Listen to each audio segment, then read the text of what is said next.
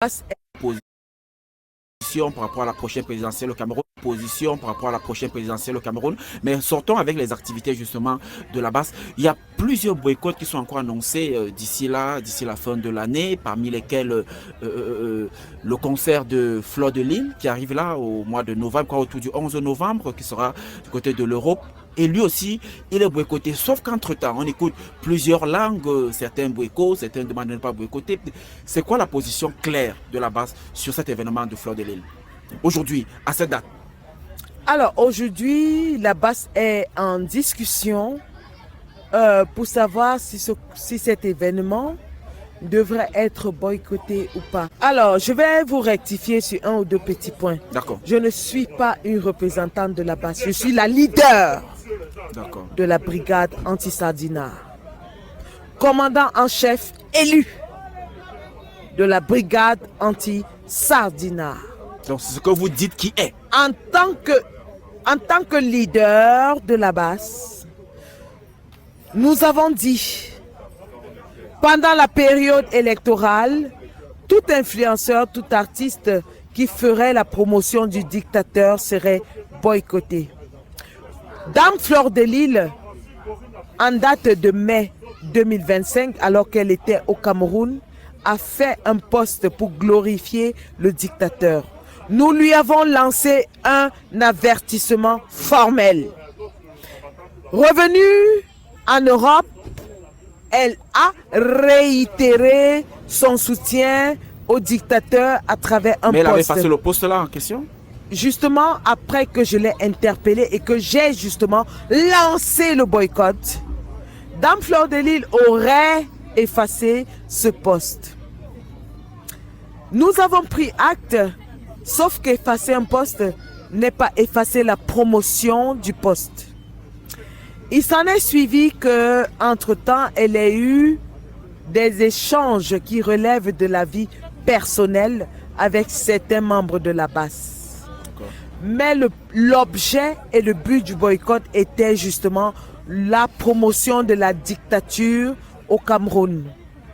Aujourd'hui, en tant que leader de la base, je suis plus occupée à influencer et à jouer mon rôle en tant que membre de la société civile dans la formation d'une coalition pour battre la dictature au Cameroun.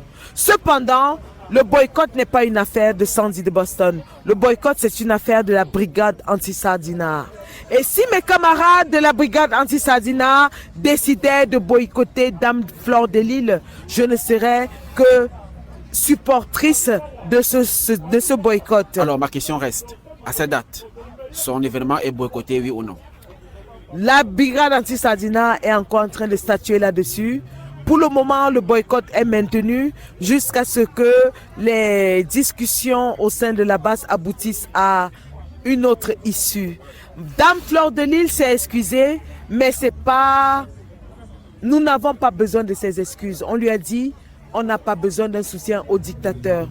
Elle a soutenu le dictateur. Pour le moment, la base continue ses activités dans le boycott. Mais c'est déjà bien, c'est déjà très bien de dire que vous êtes en discussion avec elle. C'est vrai, son boycott est maintenu, mais c'est pas encore... tout à fait. Les choses peuvent évoluer dans un sens comme dans l'autre. Tout à fait. Nous ne sommes pas des sauvages, nous apprécions le geste, mais sauf que le geste qu'elle a posé ramène le boycott au niveau personnel. Fleur de Lille se comporte comme si le boycott c'était une histoire de elle contre la base. Alors que, initialement, le boycott était une affaire de Fleur de Lille en tant qu'influenceuse qui soutient le régime. Donc, pour que le boycott soit levé, effectivement, il faudrait que Fleur de Lille nous démontre par ses actes qu'elle est contre le régime, qu'elle ne soutient pas le régime. Quelles sont les conditions qu'elle doit remplir pour que ce soit levé complètement? Qu'est-ce qu'elle doit faire? Elle doit nous démontrer qu'elle ne soutient pas le régime. En faisant quoi? Autant elle a publié des affiches de Paul Biya, autant elle doit sortir pour dire qu'elle n'est pas pour Paul Biya. D'accord. Donc c'est ce qu'elle doit faire. Elle doit reposter par le même canal. Tout à fait. Très bien. Alors aujourd'hui donc, bon après ça, c'est quoi les autres activités? Parce que là, on sait que la base, malgré tout ce que vous avez fait, vous soutenez par rapport aux élections présidentielles, tout est fermé là. Les dés sont oui. bipés. L'élection oui. aura lieu le 11 octobre et puis on aura élection, on aura prestation de serment et puis le nouveau président va prendre le pouvoir et c'est parti pour 7 ans encore. C'est quoi la suite? En tout cas, la suite, c'est pas que Paul Biya va prêter serment. C'est comme si vous J'ai pas dit Paul Biya, j'ai dit le candidat.